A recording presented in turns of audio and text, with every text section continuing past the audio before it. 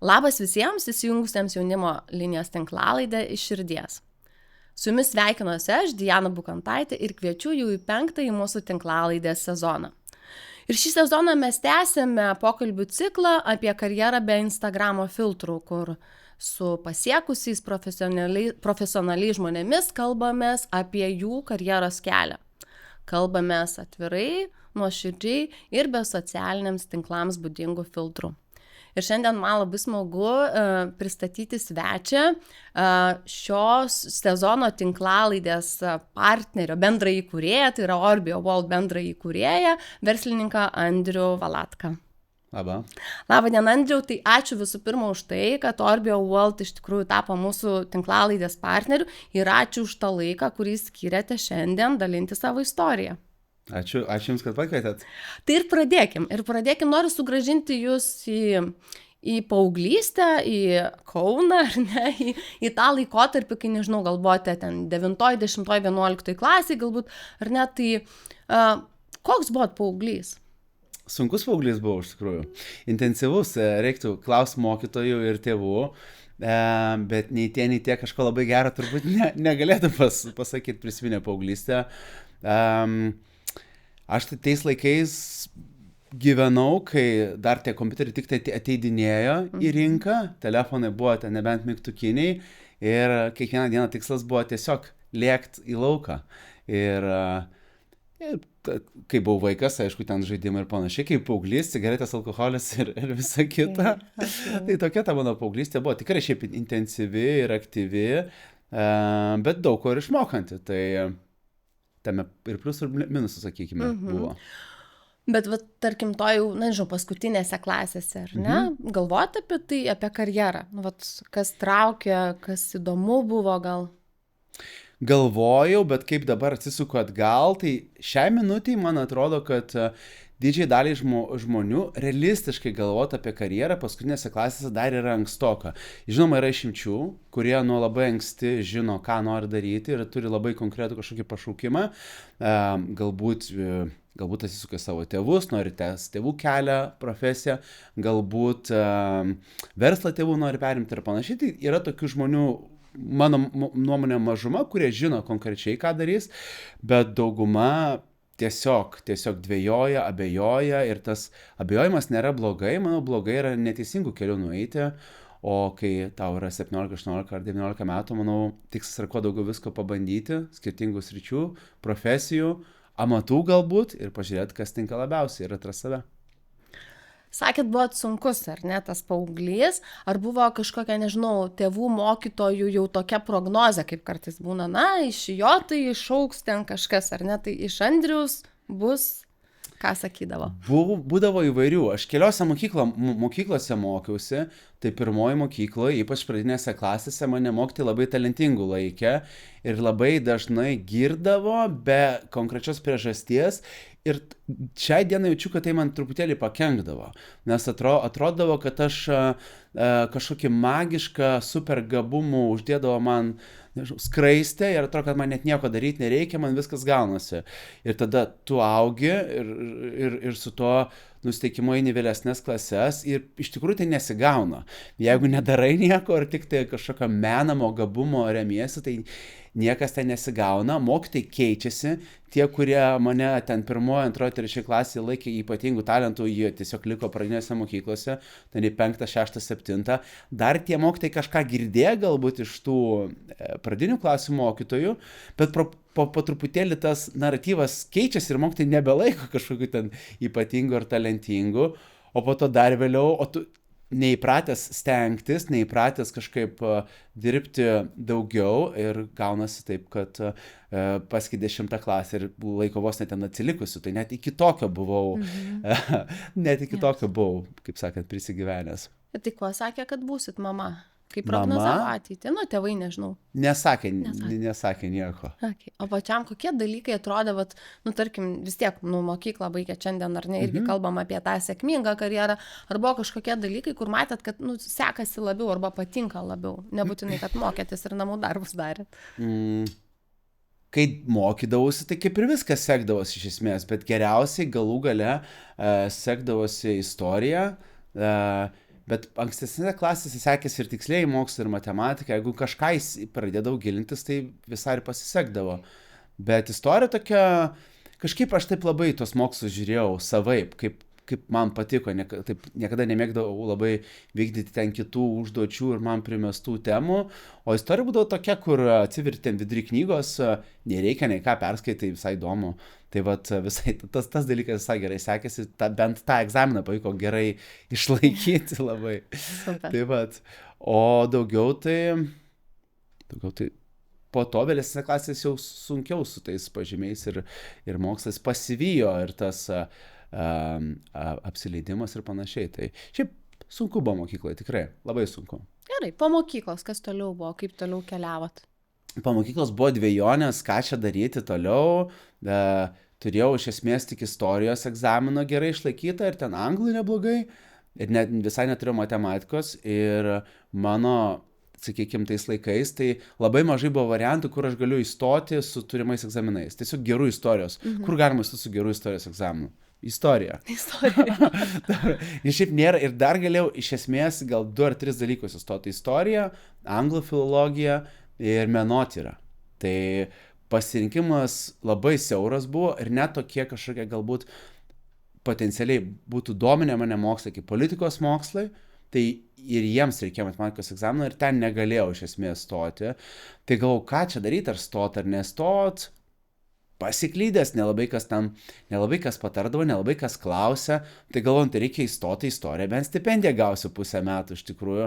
Tai įstojau ir gavau stipendiją ir atsimenu, kad už ją gitarą nusipirkau. Va toks va buvo. Apie 130 litų per mėnesį gavau, 130 litų per mėnesį, bet gavau tik pirmą semestrą. Okay. Tik pirmą semestrą ją gavau, įstojau, galimai pasiekiau VDU kritimo rekordą. Nes įstojau į 11 vietą, iš 100 ten kokių 10 gal, tai į ten, sakykime, pirmą 10% ir nukritau 98. Iš 11 vietos 98. Tai šiaip labai iliustratyvu, kaip man, čia tas toliau, kaip man tiesiog ne tą istoriją mokiausi, ne tos buvo, ne tie buvo klausimai, kurie man patiko, kuriais jas domėjausi ir tiesiog nieko nedariau ir nukritau 98 vietą per vieną semestrą iš stipendijos į mokamą vietą. Tai taip ir nebaigiau iš tikrųjų tos istorijos. Turbūt atsakau klausimą. Taip. Gerai, bet baigėsi studijų etapas, tai pavadinkim, ar ne, ten ta istorija vis tik nebuvo ta istorija, kuri sudomintų ir kuri priverstų. Vėliau buvo, bet jau irgi buvo problema. Jo, bet tuo metu net tai ką reikėjo daryti, nes kaip stipendija baigės, aš įsivaizduoju, nežinau, darbo ieškojot, kas toliau vyko?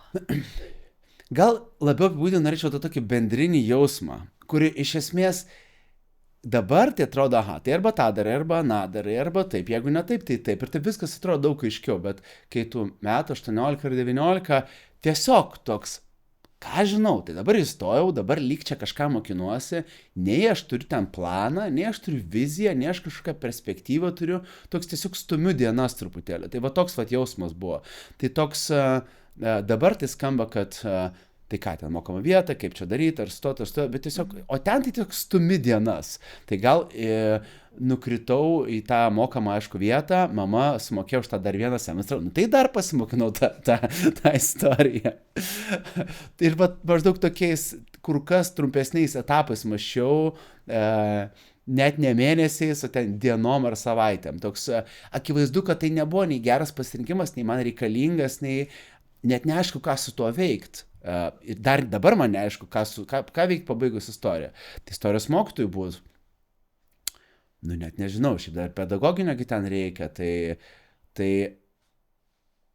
vat iki dabar neaišku, ką aš ten veikiau, man praėjo pusę gyvenimo nuo to, bet vis dar nėra aišku. Bet tiesiog tai viskas iš kažkokio tokio inertiškumo, nebuvo nei su kuo pasikalbėti, nei kažkuo pasitarti, manęs nieks neklausė. Bet man taip pat nieks nepatarė, tiesiog pats dariau savo sprendimus dariau su tokia, tos dienos nuotaika. Tai dabar žiūriu dabartinį jaunimą ir panašiai, ir ten žurnalai, ir ten studijų, ir ten mugės, ir tas ir anas, atrodo, kad kur kas labiau viskas pažengia ir tas kažkoks karjeros ir karjeros krypties kaučinimas, atrodo, kad tikrai vyksta ir kur kas rimtesniam lygiai, tada jisai manęs tikrai nepasiekė. Aš tiesiog inertiškai ilgiausi, inertiškumo vedinas įmiausių veiksmų.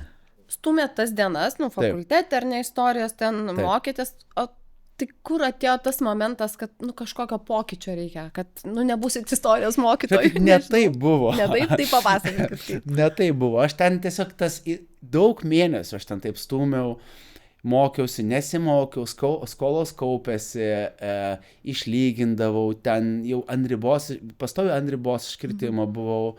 Kai kas reik sudomindavo, visai kažkokį kursą gerai padarydavau, pavyzdžiui, finansą, ekonomiką. Ok, bet ten tokių visokių būdavo, kur tikrai labai prastai sekdavosi, nes tiesiog nedėjau pastangų elementariai. Po to ten kažkokios akademinės pasiėmų vėl, tai aš ten tam universitete gal 4 metus prasitryniau, pusiau neprasitryniau. Ir tikrai nebuvo vėl, jūs taip viską bandot racionalizuoti, kad atėjau ir taip racionaliai pasakiau, gana. Tai žinokit, ne taip buvo. Tiesiog šiaip labai paprastai pasakysiu, kaip viskas buvo. Buvo egzaminų sesija ir buvo to pačiu vakarėlių man labai aktyvus periodas. Ir taip gavosi, aš turiu, man atrodo, kažkaip tą dieną sekančią 2 egzaminus, tiksliai laikų neatsiminsiu, bet sakykime 11 ir 2 valandą egzaminus. Aš tiesiog juos abu pramiegojau. Jo, aš nuėjau gal miegoti 6, 7 ar 8 ar gal 9, nepasakysiu kada. Ir aš tiesiog 2 egzaminus pramiegojau vienu kartu. Ir supratau, kad turbūt jau čia viskas jau. Turbūt, kad jau čia... Tai žinokit, tokio racionalaus sprendimo, kad gal reikia kažką keisti, ar kažkokio čia imtis veiksmų, ar čia man netinkama programa, tai taip tikrai nebuvo. Aš tiesiog neskiriau jokio laiko, jokio dėmesio, visaip kaip tingėjau, nemačiau prasmės, šiaip nemačiau prasmės daugame ir nieko nedariau ir tokį rezultatą gavau. Tai... Bet, vat ir yra įdomu tada, nes šiandien jau kalbam, ar ne, bet iš tos, kai galim atsisukti ir žiūrėti tą perspektyvą, kad, kaip būtų buvę, jeigu būtų buvę. Bet kaip tiesiog chronologiškai kas vyko toliau? Pramiegojo 2 egzaminus, kaip ir aišku, kad jau, tikėtina, ar ne, dar daugiau pastangų reiktų įdėti. Bet... Jau ten ne viską jau galima, kaip sakant, išgelbėti. Ir tada kelių mėnesių bėgyje išvažiavom į Olandiją. Tada ir buvo po tų kelių egzaminų, tai taip ir tais 2 pramiegotais egzaminais pasibaigė mano akademinė karjera, iš esmės. Okay. Gerai, bet kodėl Olandija, kaip atsirado tas, irgi, aš tikiu, kad spontaniškai, bet vis tiek, šalis, nes galėjot važiuoti daugybę, ten, nežinau, UK, ten dar kažkas. Taip, būtent, atrodo, taip pagalvos, tų variantų nėra tiek ir daug, sakykime, 1 rankos pirštų galima suskaičiuoti, ir tuo metu, prieš nežinau, čia kiek 15 metų, tokie tie akivaizdus variantai, ten kokia Olandija, UK, Airija, Olandija, kokiai 3, 4 vietoj. Olandija gerai angliškai žmonės šneka, aišku, Airija, UK dar geriau, bet tie variantai, tas salose kažkaip nepatrauklu atrodė, labai džiugiuosi, kad nevažiavau ten. Tiesiog taip susidėjo, viskas atrodo logiškiau važiuoti ten, bet tiesiog išvažiavam. Bet taip irgi, kaip ir su tom studijom, be didelio plano, tikrai. Dabar tai atrodo kaip kvailystė ir kažkoks neįmanomas dalykas, bet tuo metu tai atrodo, ką aš užsėdam ir važiuojam, pažiūrėsim, nepatiks grįšim, o tai kas šitok. Ir važiavot jau darbo ieškot, ne? Aš suprantu, ne tai, kad pakeliaus. Aš visą laiką... Aš šitam vykstant visai, kad dar kažką veikiu, kad uždirbi pinigų, visai, kad kažką veikdavau. Tai ten turėjau tokį iš Amerikos prasisiuntęs, dar būdavęs 18 metų, tokį, iš esmės, aparatą, gamintus ženkliukus tokius. Ir aš juos tiesiog ten spaminau MySpace grupėm, kad jie pas mane juos užsakytų, sakydavo, ten 100 padarydavau, nusiųsdavau ir ten krisdavau 100 litrų, 120 ir panašiai. Ir šiaip pinigų tai visai kaip ir okei būdavo, nebūdavo tokio klausimo. Tikrai neturėjau jų daug, bet turėdavau pakankamai, kad nereikėtų čia kažkaip sukt galvos. Bet jau turėjot tą verslumą, reiškia, nes studijų laikais, ar ne, jau ten irgi ne tik, nes jūs labiau pristatėt, kad ten vakarėliai tas anas, ne, bet jūs šituo pačiu laiku. Verslumas tai niekada nebuvo paleistas, tai nežinau, ar teko girdėti, bet kažkurį kitą podcastą, mano pirmas verslas, kai paklausti, aš 6 metų būdamas namuose tualetą apmokestinau tėvam ir seneliam. Ten dalindavau kaip tualetinį popierių jam ir apmokesdavau tualetą pagal reikalo rimtumo intensyvumą, kaip sakant. Okay. Ten 3 centai, 5 centai ir panašiai. Tai čia man 6 metai gal buvo. Aišku, greit tą verslą uždarė, bet apie štai jau kalbėsiu su ne vienam podcast'e, bet čia buvo mano pirmas verslas. Tai tokio hustlinimo tai pas mane niekada netrūko, iš tikrųjų. Niekada. Visai, kai kažką sugalvodavau, tai aš ten mokykloje turėjau draugą, kuris turėjo perrašomą tą CD-romą, dabar jau net iš vis čia kas tai, ne, bet tai aš to draugo CD-romą monetizuodavau. Jisai turėjo CD-romą, bet aš jo neturėdavau, nes tėvai mano nebuvo turtingi, o tėvai buvo daug turtingesni, bet aš turėdavau connectionus, pažintis, netvarką. Tai aš uždirbdavau, ir jisai uždirbdavo iš savo CD-romą, ir aš iš jo uždirbdavau. Tai va tokio lygio hustlų pas mane visą laiką sukdavosi. O pirmas darbas jau tada, kai nuėjot, nežinau, į samdomą poziciją, kur jau ne pats sprendi kaip žmogus, ar ne, kada aš čia prisėsiu, kada čia įrašysiu porą kompaktų kažkokių, ar ženkliukų pagaminsiu. Koks buvo pirmas darbas? Sunku tiksliai pasakyti, nes tokių oficialių hustlų suturėjęs, kaip vaikystė laikraščius pardavinėjau. Pavyzdžiui, Lietuvos ryte Palangoj. Šiaip irgi atvarai su mama į Palangą ten savaitėj ir ne tai, kad ten gulėtum, ilsėtumės ir panašiai, bet žiūri, kad galima Lietuvos rytą pardavinėti. Tipo žmonėms siūlyti iš esmės. Ta ir dariau. Ir ten kokias 2, 3, 4 dienas ir panašiai. Ir aš tame iš tikrųjų, vieniem gal tai skamba kaip keistas dalykas, kitiem kaip dar kažkaip. Aš tame jausdavau didžiulį malonumą. Padaryta transakcija, ten, vėl, tiksliau su mane atsiemė, bet gauni tą laikraštį už 2 litus ir jo kaina yra 3 litai, tai žodžiu, įpardavinėjau už tos 3, tai aišku, arbatos palieka ten, jeigu gerai pajokauju kažką, tai nuo ten laikraščių kokį litą ar panašiai užsidirbi, aš jausdavau didžiulį malonumą. Ir man visą laiką daug daugiau malonumo teikdavo tas hustlas, tas vat, kažką nuveikti, padaryti, o ne ten tie kažkokie gauti pinigai ir va čia dabar aš čia turtingas, aš čia galiu pirkti. Man, padėjau ir on to the next one. Man net nėra taip svarbu konkrečiai tie pinigai ir iki dabar taip liko, man daug labiau tas hustlas. Kažką padaryti, kažką nuveikti įdomaus, kažką parduoti. Super. Grįžkime į Olandiją. Tai nuvykote į Olandiją, kas ten? Ten iš tikrųjų, kas ten buvo? Ten greit šiaip reikėjo surimtėti. Toks labai vyko per 3-4 mėnesius nuo aš pramiegu egzaminus iki, čia iš tikrųjų reikės man darbo normalaus, nes tiesiog tų gaunų pajamų jau ten dar tuo metu tai visai kitokios sumos. Dabar mes čia Lietuvoje galim, Olandija, aišku, Olandijai brangiau, bet vis tiek tie pinigai jau labai panašus yra. Tada tai būdavo ten, nežinau, turėjai Lietuvoje ten 1,5 tūkstančio litų per mėnesį, realiai viską užtenka, ten gyveni kažkur su kažkuo, ten nuomojasi kambarį, užtekdavo visko per akis. Niekada kažkokių piniginių klausimų savo nespręsdavau. O ten per kokius 3 mėnesius supratau, kad čia reikia surimtėti, nes tie 1500, sakykime, litų pavirtus eurus, tai ten tiesiog nuoma yra ir viskas. O reikia ir daugiau, ir tuo pačiu dar draugė pastojo, tai kokie 23 man buvo. Tai tiesiog viskas, čia jau reikės dabar surimtėti, biškai, tai tą ir padariau. Tai tiesiog susiradau darbą, sunku labai darbą, labai pamokantį gerai darbą. Papasakokit, įdomu. Tai pirmas mano toks darbas buvo tokiam labai agresyvių skambučių call centre. Aš ten išdirbau tik 3 mėnesius ir išdirbau daug daugiau negu didžioji dalis žmonių uždirbo. 3 mėnesiai, tai ten turbūt 3 metam prilygsta kitose darbuose. Turi darbo vietą, neturi kompo, turi telefoną ir tiesiog skambini numeriais visą dieną, turi pietų pertrauką ir 2 pertraukėlės, neskaitant pietų, ir viskas. Ir tiesiog ateini ir 8 valandas skambini ir tikrai labai sunku būdavo.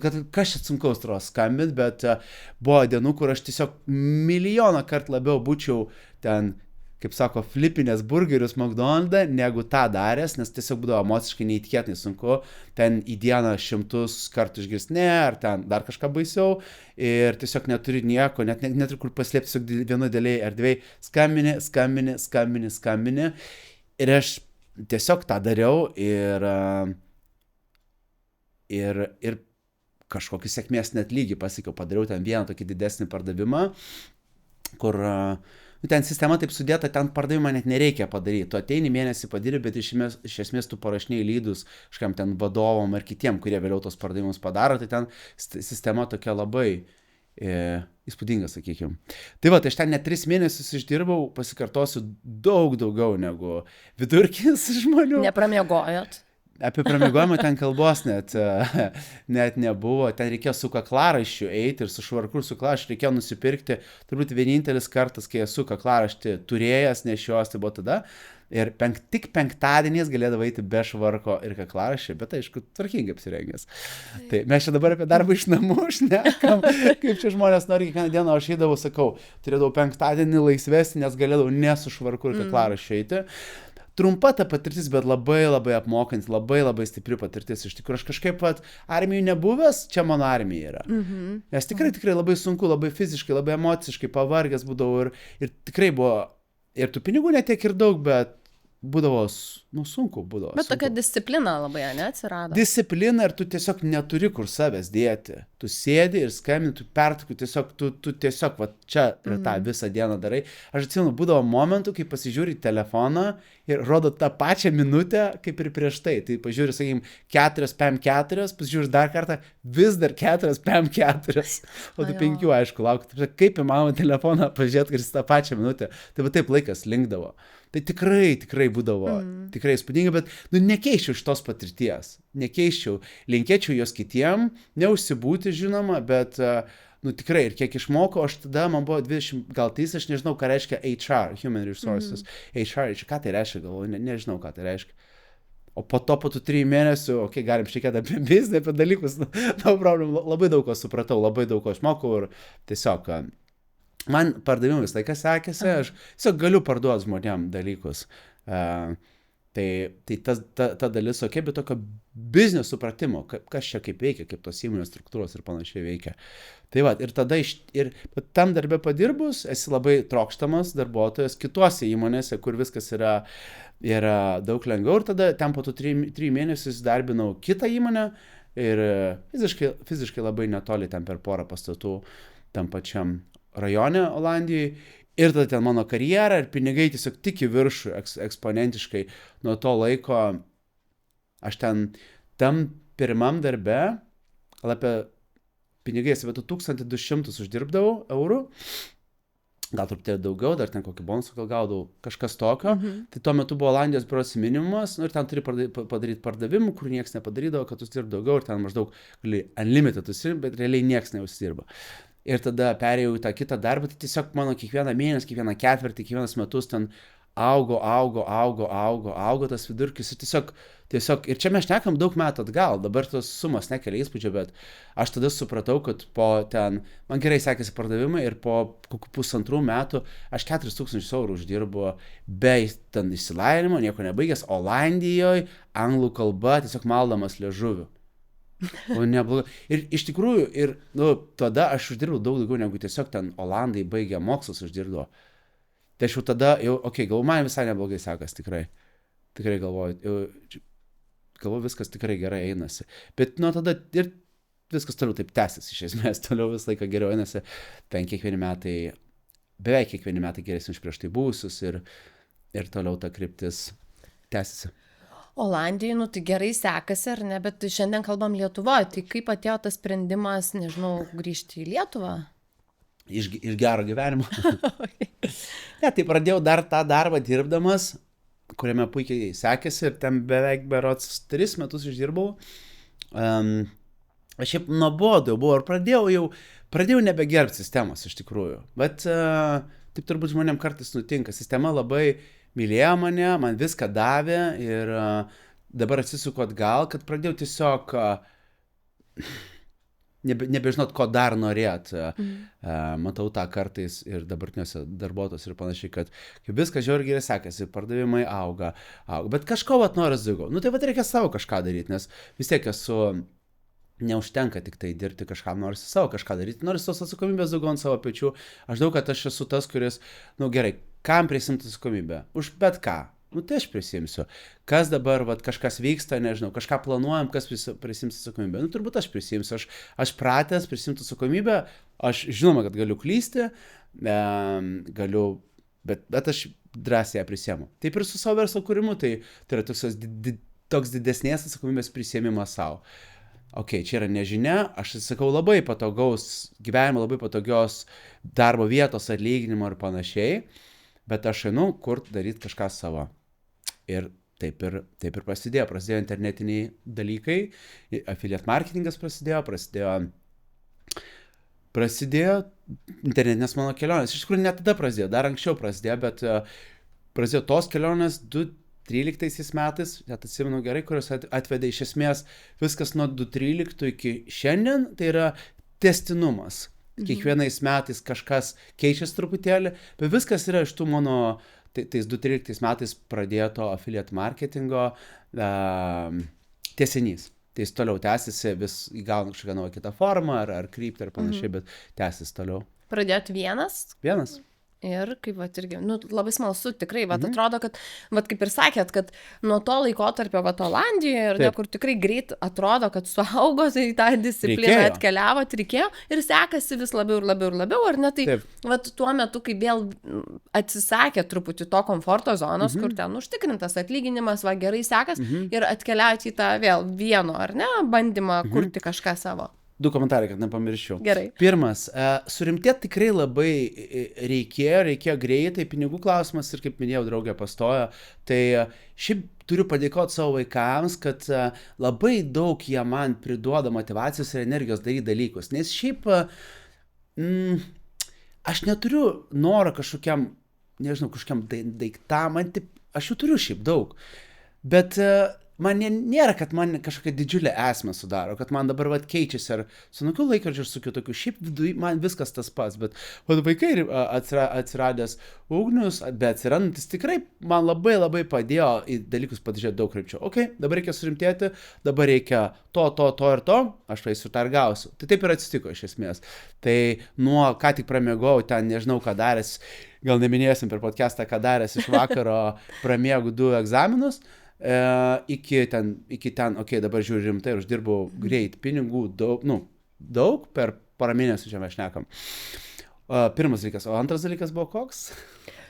O antras, klausiu, ta sėkmė ir vienas, kad vėl atsisakėt komforto zonos. Tai ne visai tai buvo. Ir gal ir dabar mums prieš pradedant podcastą truputėlį šnekėjom apie emocijas, emocinę sveikatą ir panašiai. Tai buvo sunkiausi mano metai emociniai sveikatai, kai aš dirbau 2 darbus. Ir tam darbe Laureate Educational, tam, apie kurį čia ką tik šnekėjau, kur 3 metus dirbau ir pradėjau savo verslą.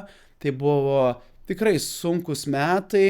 Nes tiesiog norėjau saugumo, norėjau kažkokių garantijų, nenorėjau tiesiog mestis, nors ir tų pinigų pakankamai buvo, bet vis tiek mano įsijungė tas turbūt iš mamos paveldėtas atsargumas šiek tiek, mano mama valstybės tarnautoja visą gyvenimą, tai daug tokio atsargumo visame kame yra, jokių rizikų, vis tiek turiu šiek tiek šito, manau, ir todėl dariau 2 darbus vienu metu ir abu dariau iš esmės pilnu etatu, tai nuo ryto iki ten, nežinau, grįždavau 5:30 tam darbe ir tada pavalgydavau ir kitą darbą darydavau. Tai iš tikrųjų, sakau, emocinės sveikatos prasme buvo sunkiausi metai. Lyginant su to pirmu darbu, Markus Evans, ten tik 3 mėnesius dirbau, ten toks gan smūginis, greit atėjau, išėjau ir po to viskas tik tai kilo. O ten ilgai šitame visai buvo apie metus laiko ir taip supratau, kad gerai ten kirto per viską man. Kas padėjo, šita vieta visai įdomi, nes man atrodo, mes dažnai matom socialiniuose tinkluose, tą ledkalnio, kaip sakau, viršūnę, kur sekasi, jau čia gal kažkokį turi, ar ne, nežinau, žinomumo atsiranda, prabangos kažkokios, ar ne, tai, ką jau leidžia sukurtas verslas ar kažkokia idėja realizuota, bet yra tas etapas, kai jūs ir sako, 2 darbai vienu metu, ar ne, iš tikrųjų jau ir ne savaitę, ne 2, o jau kalbam apie metus, ar ne, kas padėjo tą laikotarpį išbūti, kažkaip išgyventi galų gale. Niekas. Bet gyvas dabar. Gyvas, tai tiesiog buvo sunku ir tiek, niekas nepadėjo, pats tiesiog turėjau, aš dar vis tiek esu šitos kartos, kur kai būna sunku, tiesiog eini ir darai, ir tiek. Aš nežinau, gal ar čia kartos keičiasi, ar čia mitas, ar panašiai. Panašu, kad dabar visi šiek tiek silpnesni ir jautresni ir panašiai, o ten tiesiog kas tau padėjo, nieks nepadėjo. Charakteris, tiesiog eini ir darai. Ir per negaliu, per sunku, per pavargau, per noriu ten miego ir poilsio ir panašiai, tiesiog eini ir darai. O buvo momentas kažkoks tuo laikotarpiu, kai taip, nežinau, svyra rankos ir atrodo, ai, geriau mesiu kažką, nežinau, tą savo verslą ar darbą, vat kažkoks toks irgi. Ne, gal, nes sekėsi neblogai ir atrodo visą laiką man aišku, ką daryti, net kartais ir netiesi, kad taip gerai esamų metu, bet aišku, ką dar daryti ir tiesiog reikia tą daryti, planas kažkoks dėliojasi, okei, šitas gal nepavyko, bet yra dar 3-4 variantai, važiuojam toliau, tai tokio, kad svyra, neprisimenu, tiesiog greičiau iš ten išeit ir tada galėsiu nebe 2 darbus dirbti po pilną etatą, o 1 dvigubą etatą galėsiu dirbti. Bet aš ką girdžiu, tai turbūt labai svarbų dalyką, kad neturėjo to lūkesčio, kad čia tiesiog paims stebuklas, ar ne, kad reiks dirbti vienaip ar kitaip, net ir kuriant savo, čia tiesiog, kad dalį laiko dar atsargumo dėliai, ten ir tų galbūt ir finansų prasme, ar neturėjot tą darbą, kurį mokat ir sekasi, kūrėt savo, kada tas jau atėjo momentas, kai išėjot į 2 etatus savo versiją. Tai dar tik tai vieną apie tą saugumą. Trumpą komentarą pasakysiu, kad Olandija yra toks šventas dalykas, kaip tas, kaip pasakyti lietuviškai, permanent contract, kaip nuolatinis. Nuolatinis kontraktas. Jo, Į ten pakankamai sunku gauti, nes sistema yra tokia, kad galima daug tų laikinų duoti. Tai gauti galima net, pavyzdžiui, 3 metus būti ant laikinų kontraktų. Tu gauni metų laiko laikiną kontraktą, tavęs per tos metus nelabai gali atleisti, bet po tų metų laisvai, jokių problemų, jokių išmokų.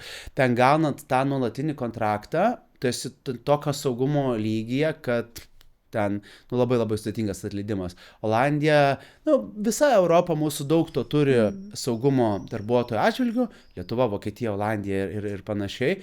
Tai ten dar ir tą turėjau paleisti, ne tik tai tą mėnesinį įplauką, bet ir tą sunkiai iškovotą, ten trofėjinį daiktą, kur berods aš per 2 metus jį gavau. Ten yra kaip aukso medalis.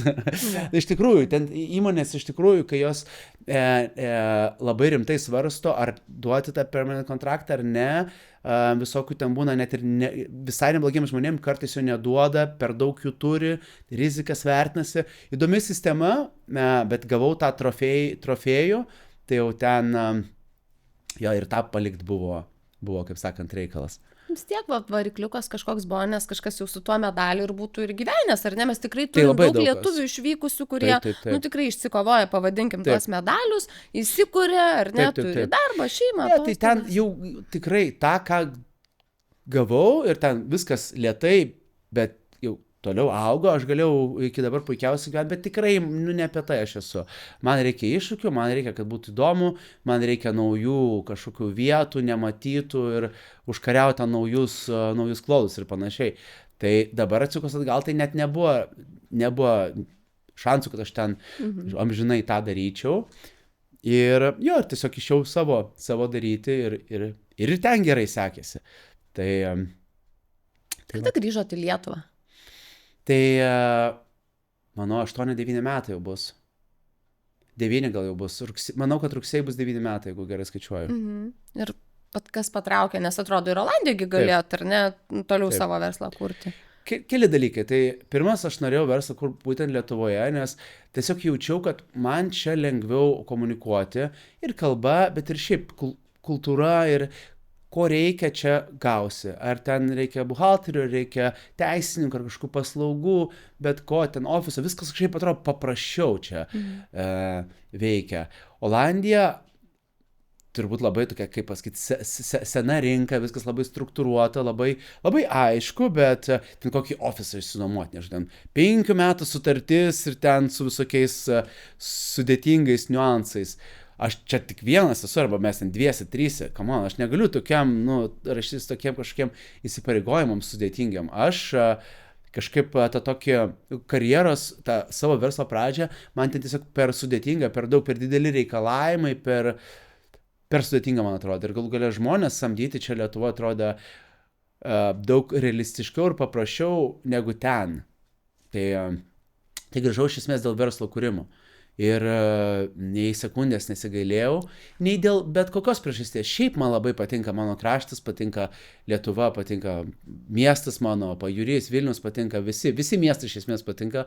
Tai niekada nesigailėjau ir dėl verslo, nes čia gerai viskas sekasi ir sekėsi, dėl asmeninių priežasčių taip pat. Man čia patinka būti daug labiau negu būti kažkur kitur. Ir šiaip aš tik tai vėliau supratau, ant kiek aš esu neįsiliejęs į tą Olandiją. Gyvenau Olandiją, bendraujusi su britais amerikiečiais, britais amerikiečiais lietuviais. Žinių Olandijos neskaitau niekada. Kas ten vyksta? Ką žinau, kas ten vyksta? Gyvenu ir tiek. Kažkoks, čia aš atsimenu, Olandijai ten kiekvieną dieną ten Delfi arba 15 minučių skaitai. Tai kur tu gyveni iš tikrųjų tada? Taip. Tai ten žiūri, aš atsimenu ten kokias naujienas, ten Eurą tuo metu įvedė, kai aš buvau, ten kas ten, nežinau, koks ten premjeras buvo, viską žinau, esu visiškai tame. Olandijai, aš net nežinau, kas valdžioje. Nežinau, kas net dalyvauja prieš karą ir panašiai. Vienintelė naujiena didelė Olandija per 5 metus buvo, tą lėktuvą numušė rusai virš, kur labai daug Olandų buvo, Malaysian Airlines, tai net ir pažįstamų rate buvo. Buvo ten tokio vieno didelio website, expatica.com, visa šeima, visas, žodžiu, kur virš Ukrainos tą lėktuvą numušė. Tai vat, vienintelė tokia naujiena, kur per visus tos metus, kur kažkaip buvau įsitraukęs, mane kažkaip palėtė. Daugiau aš net nežinau, kas ten vyksta. Gyvenu 6 gal metus ir net nežinau, nei kas valdžioje, nei kas ten keičiasi, nei... Įsivaizduoti jausmą, koks keistas būtų, ne? Dabar galvojam, tikrai, labai tas parodo irgi net ir tai, kaip sakote, emociniai sveikatai ir kai kalbėjom apie tą sunkų laikotarpį, nes, tarsi esat kažkur kitur, platforma tik tokia, ar ne? Aš žinau, Lietuvoje negyvendamas kiekvieną, bet krepšinį žinau, politiką maždaug žinau, aktualijos, kas kur ką ten stato, koks ten tiltas, tiesiog visus tos dalykus žinau, o ten pačių didžiausių dalykų nežinau, kas valdžioje nežinau. Fainai, kad grįžote į Lietuvą, grįžote į Kauną, ne? Taip. Ir truputį papasakokit, grinai, kaip atkeliavote iki to Orbio World šiandien. Grįžote, idėjų truputį, aš kaip suprantu, jau jinai išvystyta, ar ne, e-komercija kažką. Tai plačiau, paprasčiau. Kaip atkeliavom, labai paprastai. Tai aš grįžau tęsti savo pradėtos Olandijoje veiklos. Iš esmės dirbam su ten Google, Meta, kitų reklamos tinklų reklama. Ir dirbau tuo affiliate principu ir tiesiog su tais pačiais klientais toliau dirbau. Prieš tai dirbau Olandijoje, dabar dirbau Lietuvoje, viskas taip pat tęsiasi. Su ta Lietuvos rinka niekada neturėjau daug kažkokių reikalų ar sąsajų ir panašiai. Ir tada, kokiais 19 metais, man dabartinis partneris Marius pasiūlė paleisti produktą patiems. Mes turėjom vienų žinių, jisai turėjo kitų žinių. Padarėm ir viskas nuo to laiko atsirado Orbio ir sėkmingai viskas kilo jau iš tų Orbio keliu.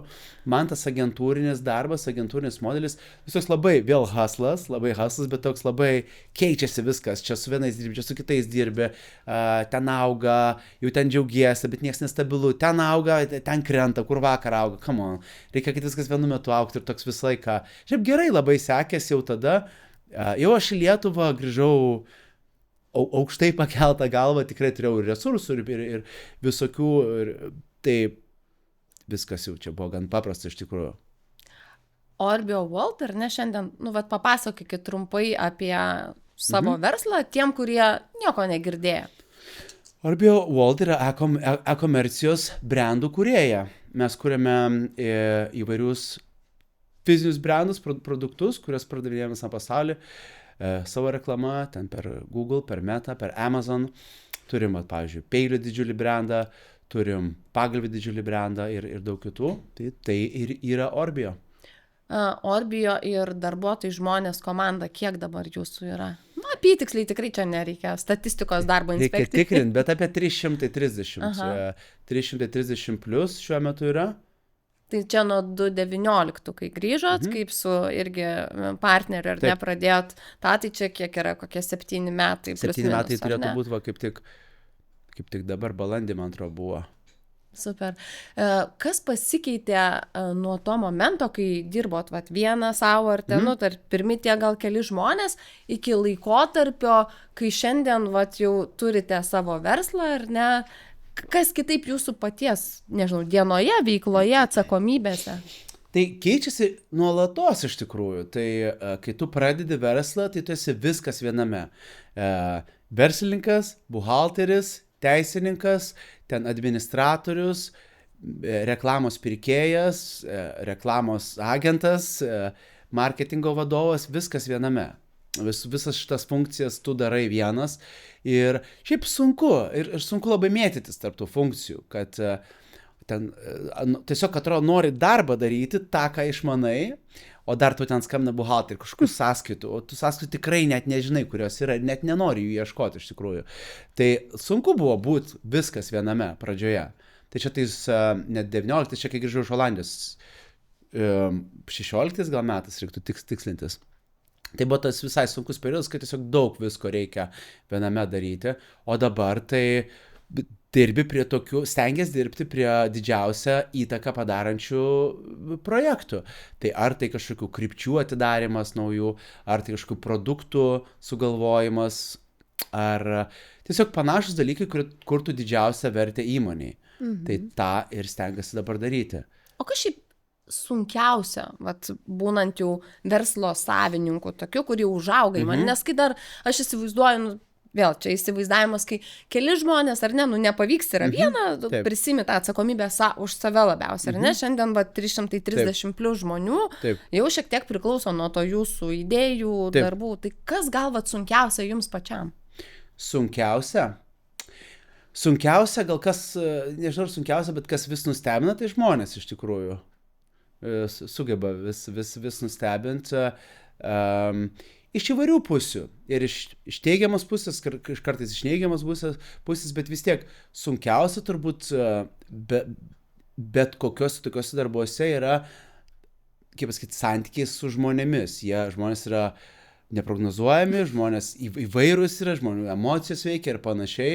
Atrodo, viską darai lygtais teisingai, bet kartais žmonės tiesiog iššauna visai kitaip, negu galbūt galvoji, kad bus ar elgsis ar panašiai, tai vis tiek labiausiai neprognozuojamas dalykas turbūt yra žmonės. Tai taip turbūt būtų. O dabar įsivaizduokim, kad mūsų klauso jaunas žmogus ir irgi atrodo, kad turi tų idėjų, kur ir gyvenimas jūsų turbūt ir veida, kad jūs įgyvendinat, kaip ir sakė, darimo būdu, kad ir sunku darau, ir sėdi dar turi tą idėją, ar ne, ir ką jūs patartumėt, kažkokį verslą, nežinau, savo, ar ne, nori sukurti, tai kaip patartumėt pradėti, nes turbūt sunkiausia daugumai yra išjudėti iš to, nežinau, idėjų lygmens, ar ne? Tai visų pirma, gal apie idėjas trumpai, tai siūlyčiau neįsimylėti idėjų ir kaip pasakyti, nedėt per daug savęs ir nepervertinti idėjų. Tiesiog nepervertinti idėjų, nes tikrai, kai buvau truputėlį jaunesnis, galvau, kad idėja ir yra tai, ko man reikia. Kad ko man trūksta, tai idėjos ir aš sugalvosiu idėją, ten produkto ar verslo ir viskas. Tai negali būti toliau nuo tiesos. Idėja tai yra resursas labai lengvai pakeičiamas. Tiesiog daug gerų idėjų yra sugalvota, o jeigu sugalvosi, tu tikrai naują idėją, ją nukopijuos šimtai kitų. Tai prasme, sugalvosi, nežinau, prieš 20 metų Uberį sugalvosi, tai atsiras krūva Uberių visam pasaulyje. Turbūt 10, gal 100 nesiekia, bet tikrai daug. Kažkas sugalvoja pirmas, bet yra krūva kitų, kurie padarė tą patį, vieni sėkmingesni, kiti ne tai yra esmė. Esmė mano šito pasakymo yra, kad nepervertinkit idėjos. Viskas yra apie darymą. Tiesiog ir darai. Tiesiog nesigauna, dar turi pasimokyti kiekvieną kartą. Nesustumt savo visų žetonų, čia jeigu pokerio terminais, į vieną idėją, ne over-leveragint, kaip sakant, bet idėja nereiškia daug. Viskas tavo darymas yra didžioji esmė. Eini, darai, nesigauna, darai dar kartą, darai iš naujo, darai dvigubai, bet tiesiog darai. Toks būtų mano patarimas. Labai gerai. Darimo būdas turbūt čia yra vienas iš šios tinklalaidės ar ne patarimų, dažniausiai ir ne, kad neužsibūti tam idėjiniam lygmenį, bet aš galvoju dar kitas klausimas, jeigu kažkoks žmogus sėdi klauso, aš irgi noriu būti toks sėkmingas kaip Andrius, ar ne, kažkaip irgi kurti tuos verslus, ar ne, irgi, nežinau, nebijoti to darbo. Kaip jūs manot, kokių asmeninių savybių jūs turit ir ko galbūt reikia, kad finale, pasiekti tų rezultatų? Aš manau, kad tas, ką čia pokalbio pradžioje minėjau, yra apie tą nuolatinį viso gyvenimo haslinimą, kažin ar to išeina išmokti. Turbūt tai tiesiog atsiranda. Aš vėl dar prisimenu, aš ten kioske dirbdavau pas senelius Kėdainiuose, tiesiog ten kramtomą gumą paduodavau pinigus, bet mane tai veždavo nuo vaikystės visiškai, čia šneka man 5, 6, 7, 8 metai.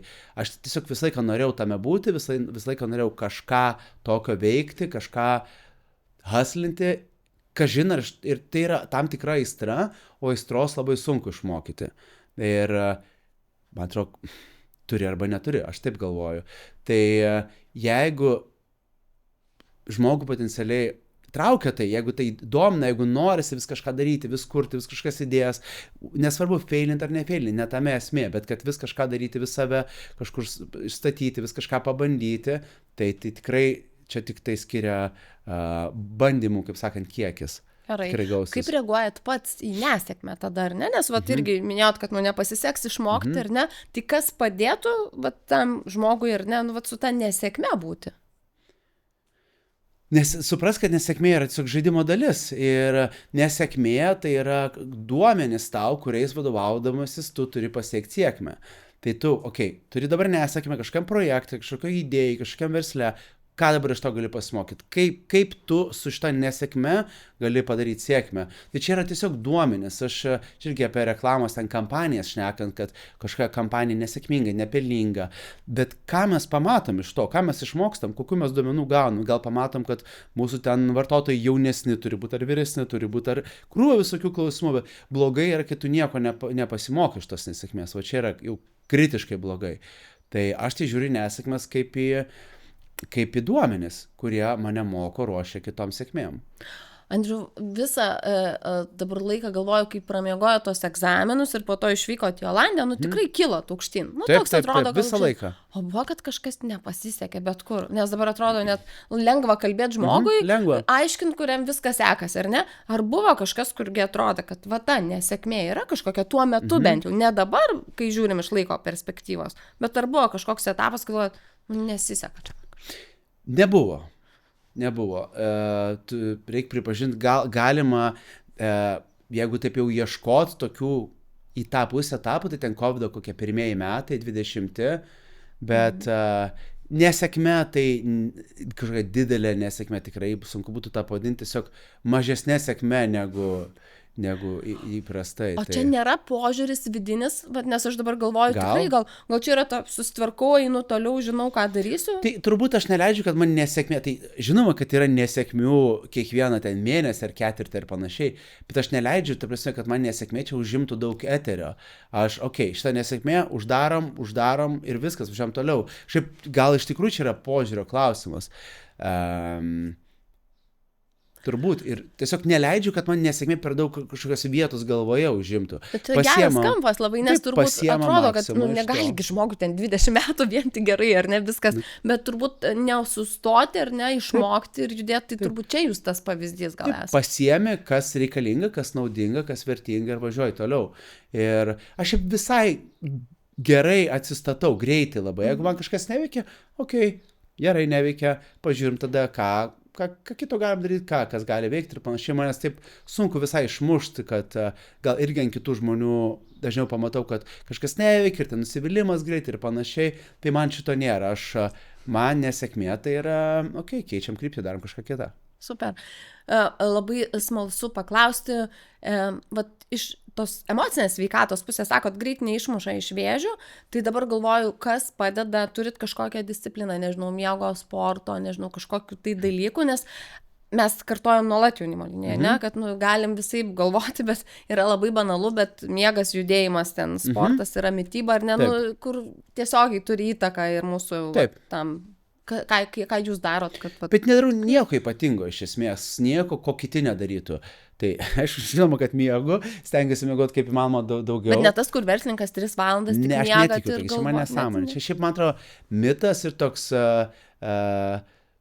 toks, kaip pasakyti, žinot, kaip kiekvienas kažkoks didesnis verslininkas turi tam tikrų kažkokių pasiekėjų, tai čia tokie kaip Masko būtų pasiekėjai, bet man atrodo, nei jisai miega ten tas 3 valandas, nei ką, miega kaip normalus žmogus, tiesiog jisai įvardina, kad, kai duše jisai yra, tai jisai irgi dirba, nes jisai galvoja apie darbą, tai aš tą patį galiu pasakyti, tai dirbu tiek pat, kiek Maskas, bet apie jokį ten miegojimą 3 valandas čia net nekalbam ir aš nežinau, ar šis toks žmogus yra, kuris taip galėtų daryti, visiems įsimiegoti reikia, aš nepamiegęs, tai iš vis ten nesusikalbu su paprasčiausiam temom nesusikalbu, tai man miegas labai svarbu. Sportas, man atrodo, dabar jau šiais laikais tikrai daug kas tą daro, nėra, dabar, kad pasakysiu podcast'e, kad reikia sportuoti, nelabai ką nustebinsiu, čia toks konstanta, tą dauguma daro, tą reikia daryti, nėra kito kelio ir tiek.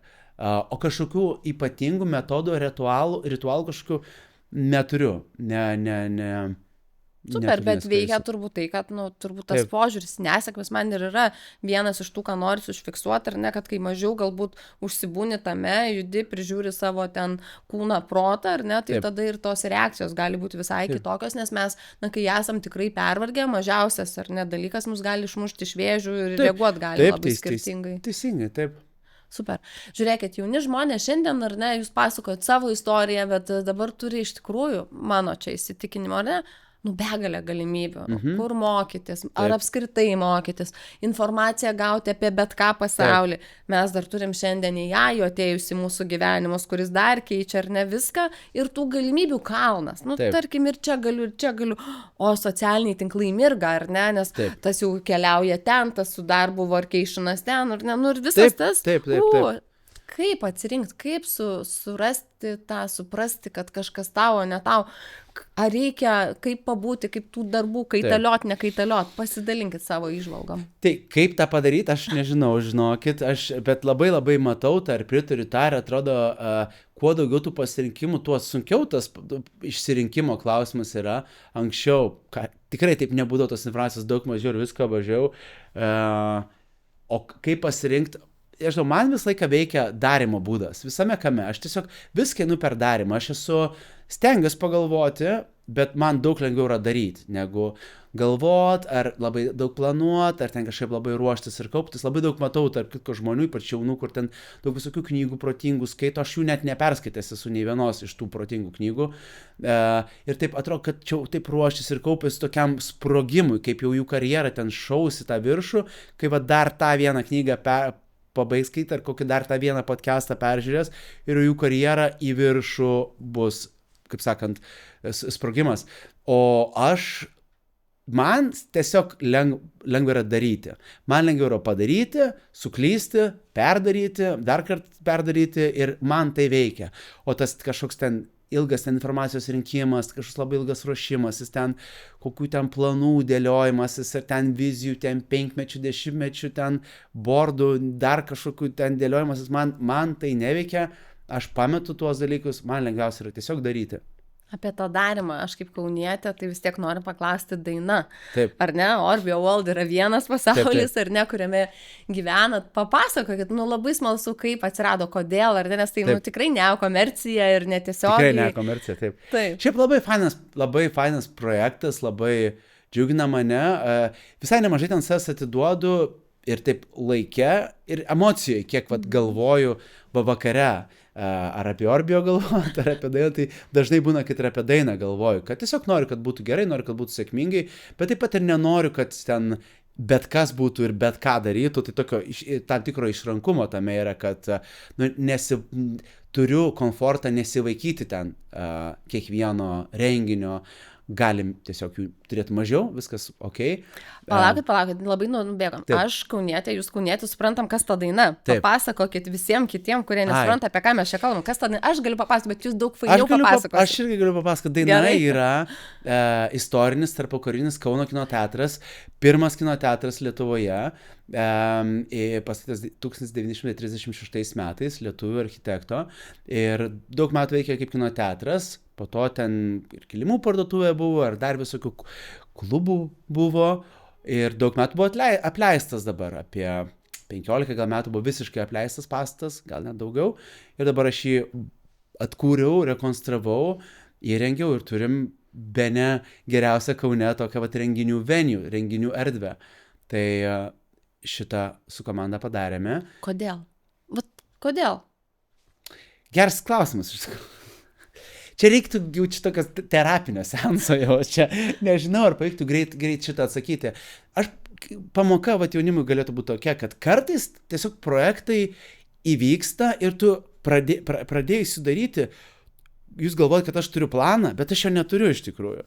Ir aš nupirkau gal gražus pastatas, gražioje vietoje, ką aš žinau, reikia surekonstruoti ir pažiūrėti, kas gausis. Tai maždaug taip ir tikrai tokio nebuvo, kad turėsim čia labai gerą venue, turėsim labai gerą garsą, labai geras šviesas, čia pas mus gros atlikėjai, čia 1, 2, 3. Tikrai tokio plano nebuvo, patikėkit jūs manim.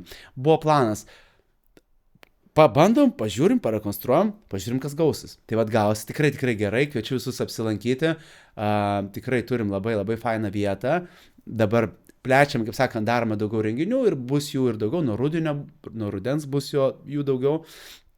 Tai vat, tai kas apsilanko, tai, kaip sakant, įspūdžiai labai geri.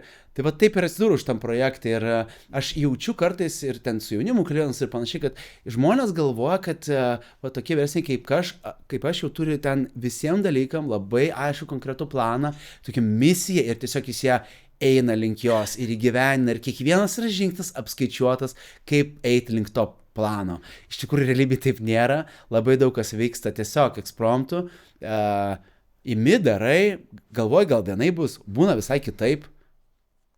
Tokia realybė yra, bet darai toliau, taip.